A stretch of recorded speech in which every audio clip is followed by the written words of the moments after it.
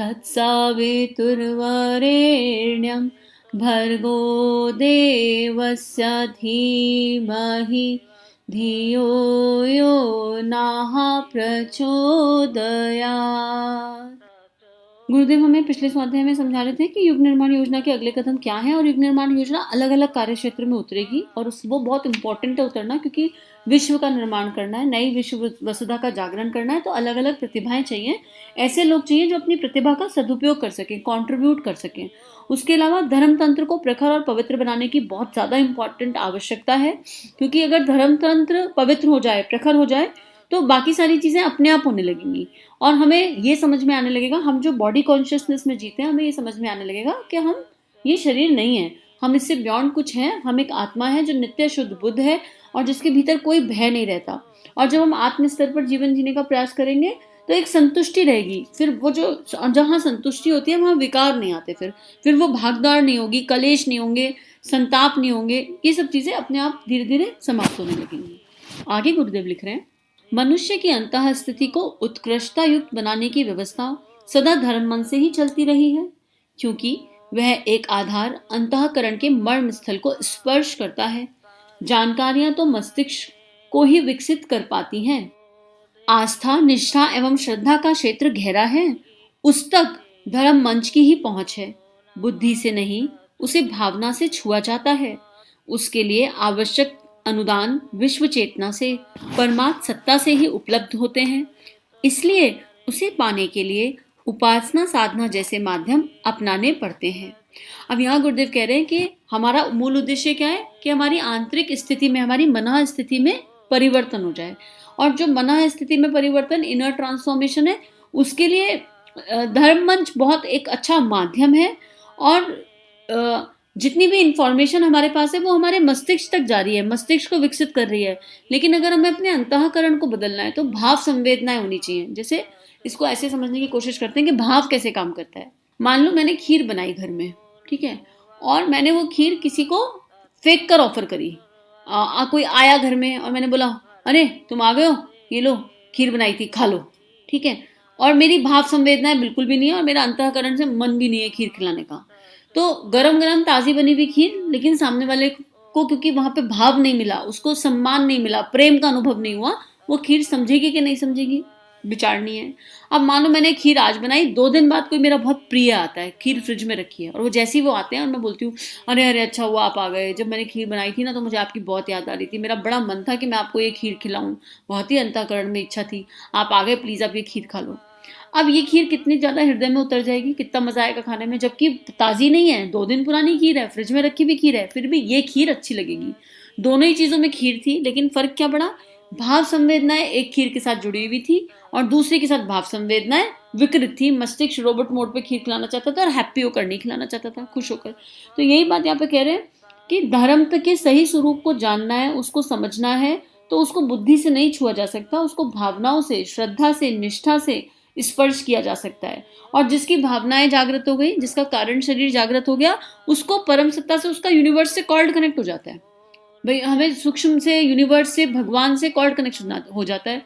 अब जैसे ठाकुर की काली थी तो बहुत लोगों के हिसाब से वो मिथ्या थी, एग्जिस्ट ही नहीं करती थी, या गुरुदेव की गायत्री के लिए गायत्री माँ थी, एग्जिस्ट करती थी कि नहीं करती थी नहीं पता, लेकिन उनकी श्रद्धा, निष्ठा और भावना उस लेवल पर स्टैब्लिश थी कि भगवान उनसे आके बात कर रहे थे।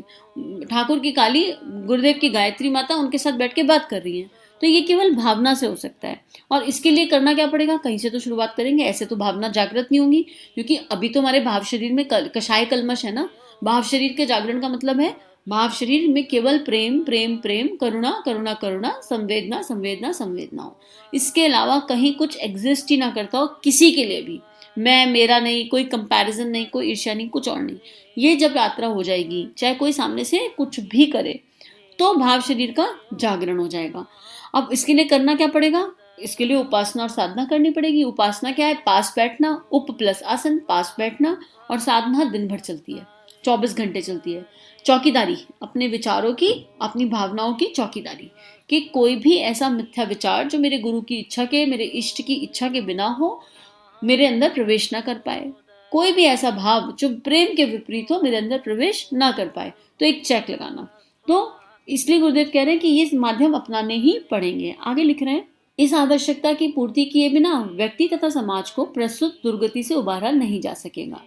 अगणित समस्याओं और विभीषिकाओं का समाधान तत्व दृष्टि प्राप्त किए बिना किसी प्रकार संभव ना हो सकेगा। युग निर्माण योजना द्वारा धर्म मन से लोक शिक्षण की प्रक्रिया इसी उद्देश्य की पूर्ति के लिए की जा रही है। इसे लोक कल्याण का सर्वोपरि माध्यम माना जाता रहा है।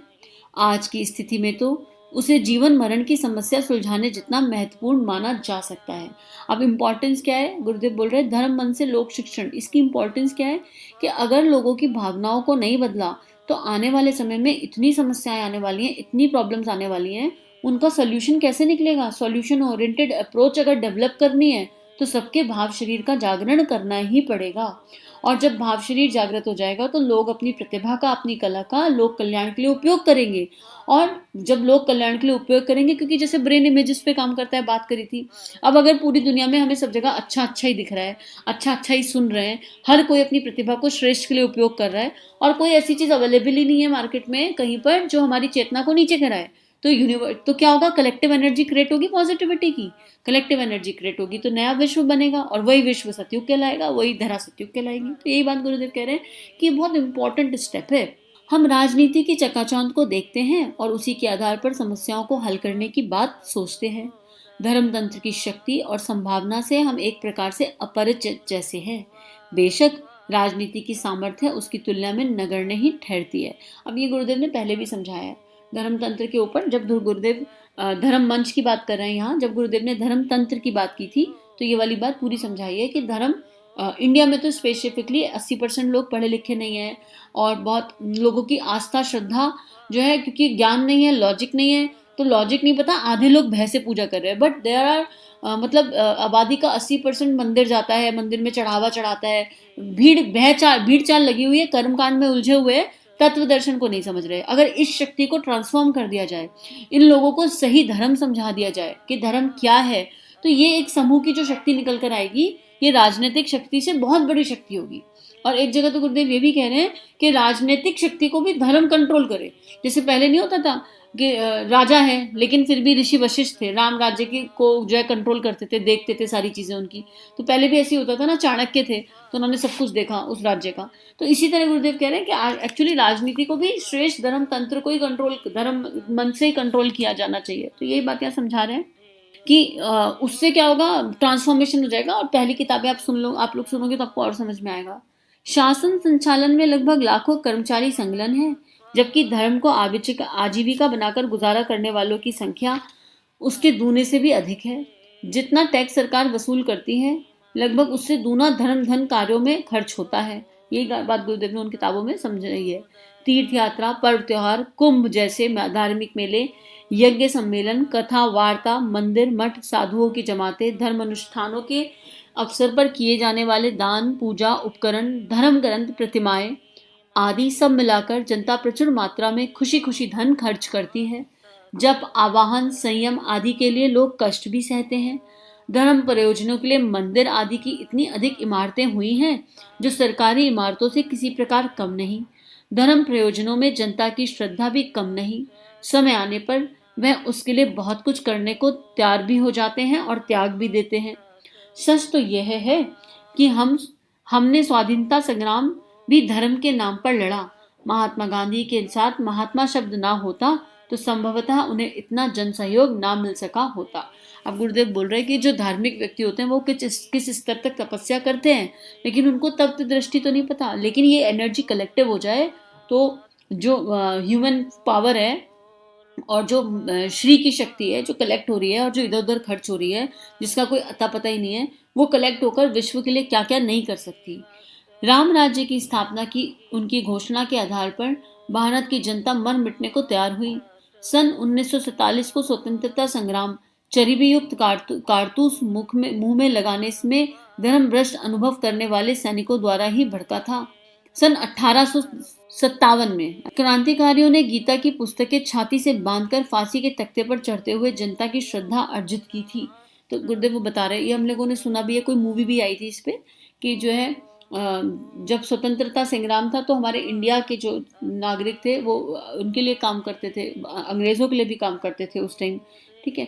तो उस समय जब कारतूस आए उनमें चर्बी है तो उसको मुंह में डालना पड़ता था, फिर कारतूस लगता था। तो उसके अगेंस्ट जो है एक पूरा का पूरा यूनिट खड़ा हुआ था, और उस यूनिट ने जो है अपने आप को मारने, वो अपनी मतलब खुशी खुशी देश के लिए, अपने धर्म को भ्रष्ट ना करने के लिए मृत्यु भी अपने को भी स्वीकार किया था। तो धर्म के लिए लोग इतने अडिग इंडिया में, इतने इतने फर्म हैं धर्म के लिए।